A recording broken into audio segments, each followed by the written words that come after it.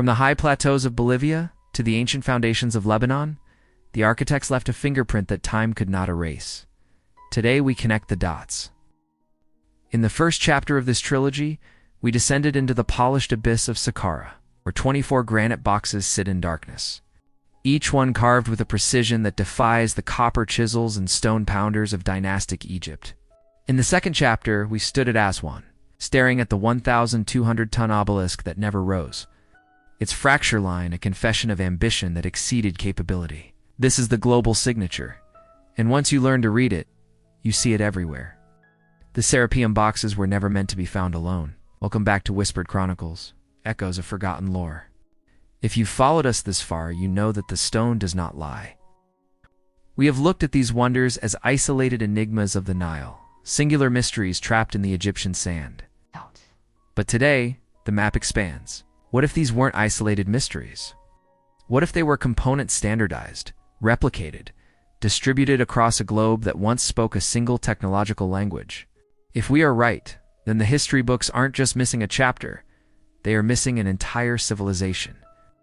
This raises the stakes from looking at old rocks to overturning human history. 11,000 feet above sea level, on the windswept plateau of Puma Punku, there are stones that should not exist. They are known as H-blocks, massive slabs of andesite, carved into forms so geometrically complex that modern engineers struggle to reproduce them without computer-guided machinery. Their interior angles are exact. Their surfaces are unnervingly flat. Grooves, channels, and notches interlock with a consistency that suggests they were never meant to stand alone, but to assemble into something larger, something standardized. Archaeology places Puma Punku within the Tiwanaku culture, flourishing roughly between 500 and 1000 CE, yet the stones themselves raise an uncomfortable question. How? Andesite is harder than granite. It does not yield easily to pounding stones or copper tools. And yet these blocks display precision cuts with tolerances measured not in centimeters but fractions of a millimeter. Some channels are uniform from end to end. Some interior corners approach a true 90 degrees so sharp that even today, achieving them without overcut requires powered tooling and repeated calibration. The surfaces are not merely smooth, they are planar, reflecting light evenly across their faces. Now widen the lens. Beneath the sands of Egypt, in the sealed underground galleries of the Serapeum of Saqqara, sit 24 granite boxes, each weighing upward of 70 tons.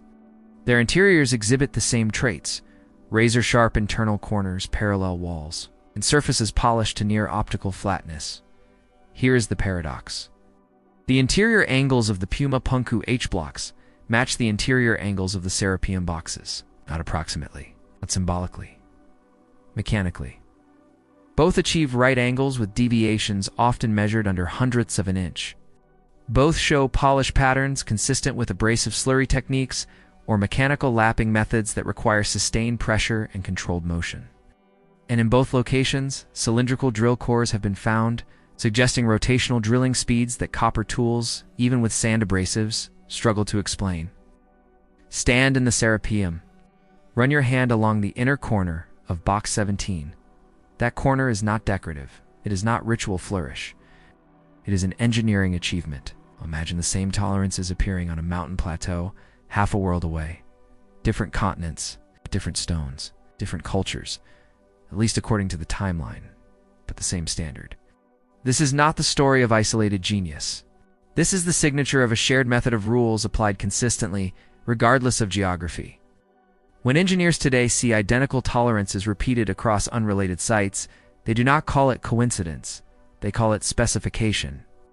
And if that is what we are seeing here, then the Serapeum boxes were never uniquely Egyptian. The H-blocks were never uniquely Andean. They were components built to a common blueprint, not monuments, modules. And once you recognize that, the map no longer shows scattered mysteries. It shows infrastructure. Let us return to Aswan. In the northern quarries of Egypt lies the unfinished obelisk, still attached to the living bedrock. Had it been completed, it would have stood over 130 feet tall and weighed an estimated 1,200 tons far, larger than any obelisk ever raised. The conventional explanation is simple. A fracture appeared. The stone was deemed unstable, and the project was abandoned. Case closed. But the obelisk does not merely show a crack, it shows hesitation. The trench surrounding it is precise and uniform, carved directly into granite. The surfaces are smooth, with long, shallow striations that do not resemble the impact scars of pounding stones. Whatever method was being used, it was working until it wasn't. The crack appears near the base, exactly where stress would peak during extraction. What if this was not an accident, but a limit? What if 1,200 tons marked the upper boundary of a technology pushed to its edge? Now shift the map, north and west, to the Bekaa Valley of modern Lebanon. At Baalbek, the foundations of the Temple of Jupiter rest on stones that defy casual explanation. The most famous are the Trilithon Blocks 3 limestone monoliths, each weighing approximately 800 tons. Stacked more than 20 feet above ground with tolerances so tight that a blade cannot be slipped between them. But the Trilithon is not the real anomaly. Beneath the temple platform, and still lying in the nearby quarry, are even larger stones. One of them, often called the Stone of the Pregnant Woman, weighs an estimated 1,650 tons. Ow. Others nearby may exceed even that.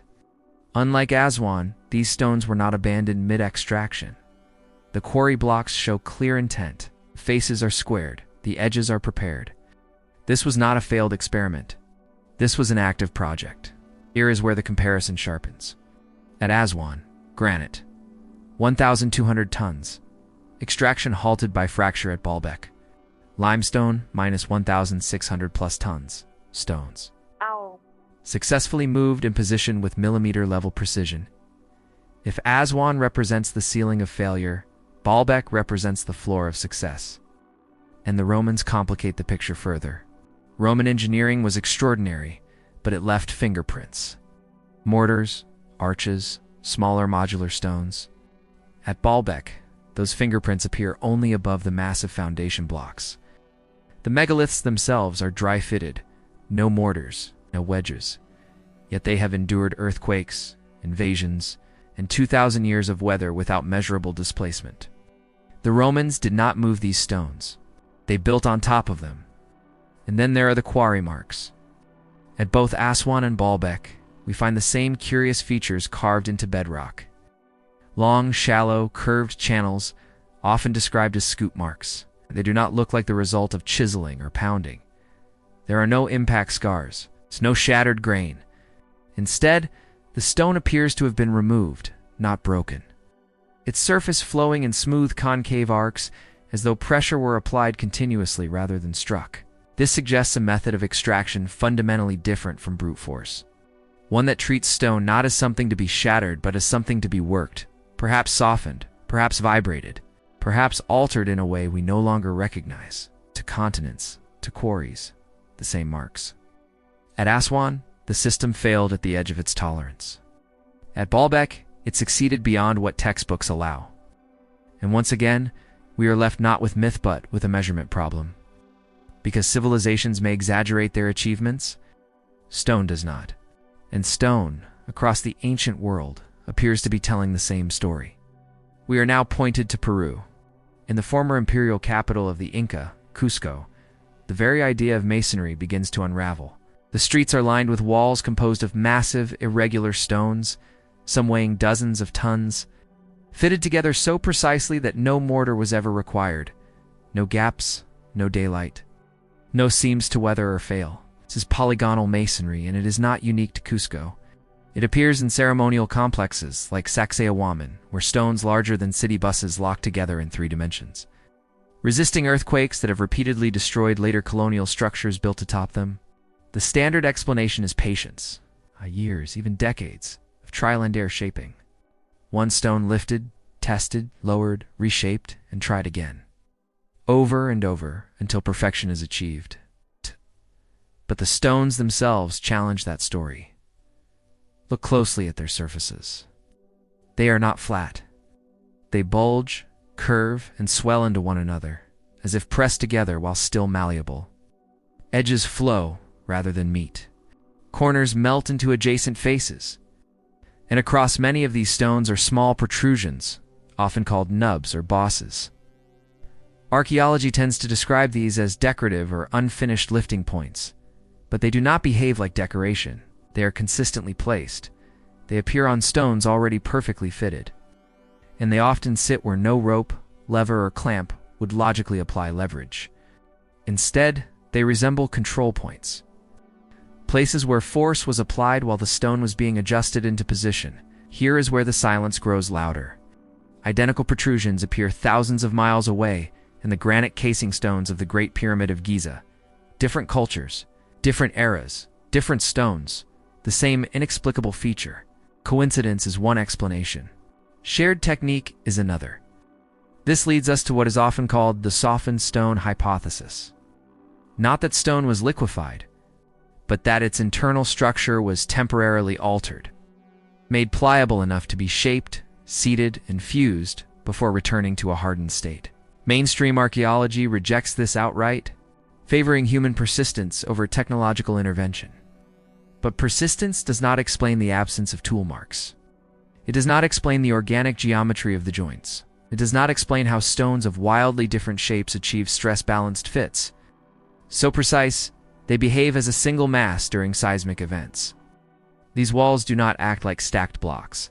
They act like a single piece. Today we know that sound can shatter glass. We know that ultrasonic frequencies can alter material properties at the molecular level. We know that vibration can reduce friction, change rigidity, and even allow heavy objects to move with minimal force. None of this is speculative. What is speculative is the idea that such knowledge belongs only to the modern world. The scoop marks at Aswan, the flowing joints of Peru, the seamless corners of Egypt. Taken individually, they are dismissed as anomalies. But together, they form a pattern. One that suggests an understanding of stone not as a dead material to be beaten into submission, but as something responsive, something that could be persuaded. If the builders, whoever they were, understood how to temporarily quiet stone's resistance, then the walls of Cusco are not feats of patience. They are demonstrations of physics. And the most unsettling part is not that this knowledge once existed. It is that we have been walking past its evidence for centuries, calling it silence, when it has been speaking all along. From Egypt to Bolivia, from Lebanon to Peru, this is not coincidence, and it is not convergent evolution. Across continents that, according to accepted history, never spoke to one another, we find the same tolerances, the same material mastery, the same quiet obsession with precision, far beyond what symbolism or ritual requires. This is not art repeating itself. This is engineering repeating itself.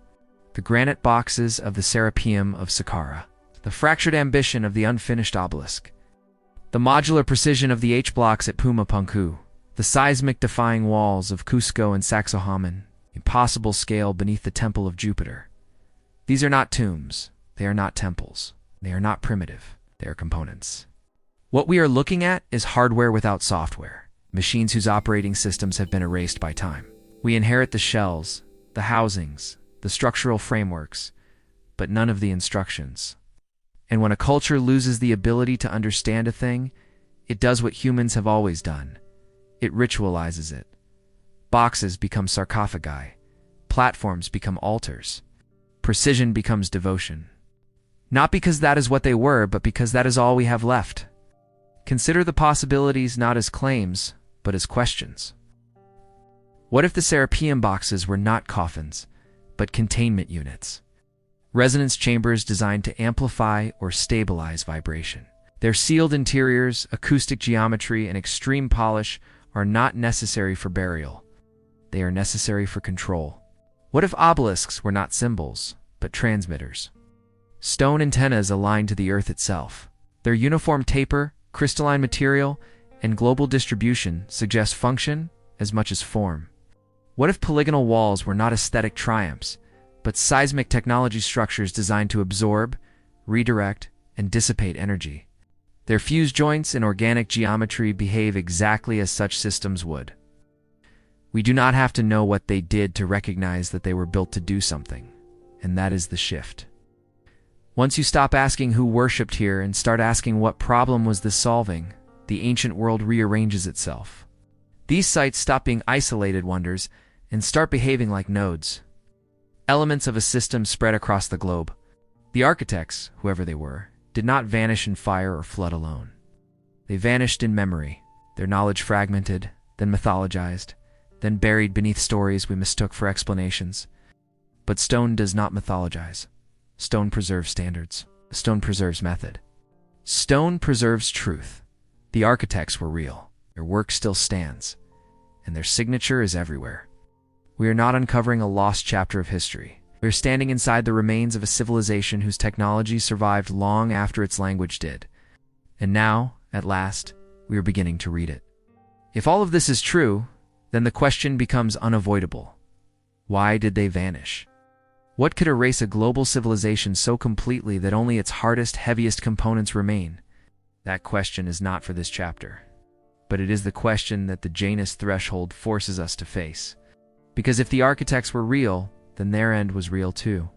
And if their end was real, then it could happen again.